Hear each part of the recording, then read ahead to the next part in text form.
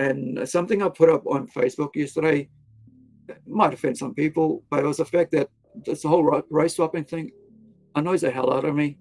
I just can't stand it. I think that if you own $1 billion industry, why do you have to race swap? Why don't you just create new characters? Why do you need a white character to prop up a black race swap character, right? Why do you need to change the color of somebody's skin to prop them up? Why don't you just create a brand new character? You know, and it's so easy to do. I mean, we're doing it. All of us indie creators are doing it. It's not that hard. So why do you have to, put it out like this? This stuff just disgusts me, to be honest. And I like the fact that we can be out here creating our own stuff, and we decide what we create as the creators. Decide what gets out there. I get to decide what happens to my character. I get to write down what doesn't happen to it, and I just find it very. It's like bereft of creativity in the industry right now, in the mainstream industry right now. Not only are they stopping creators from just going create me new characters, that you can put your name to. It's like, no, we'll race swap it so the movie looks different to the books. So now people, when they go to read the book, go, oh, that's not the character I know, right? And so they don't connect with it. And then if you don't have it there, then they go, well, why isn't it? I thought, what, isn't it supposed to be black? That's what I saw in the movies. Why isn't it in the comics? And so the comics is now wrong.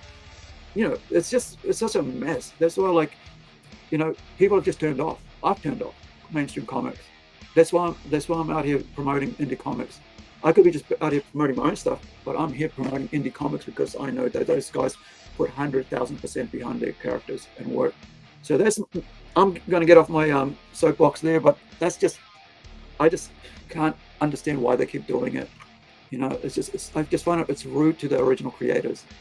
Imagine someone came up and decided to make Incredi-Girl Indian, right? I'll be like so offended. Like, that wasn't created.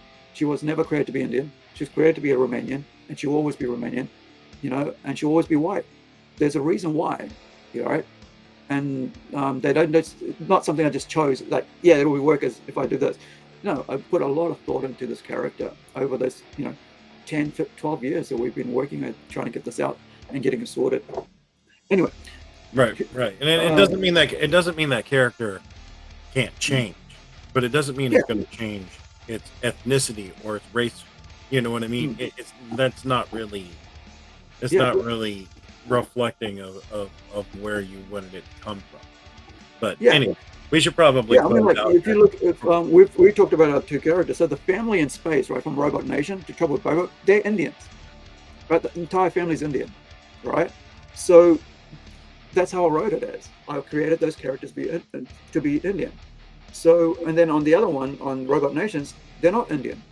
So, we as creators, we put a lot of thinking behind why we do what we do, because you got to look at how you design the character, what the look is going to be, how they fit into the scheme of things. So that's where I'm at.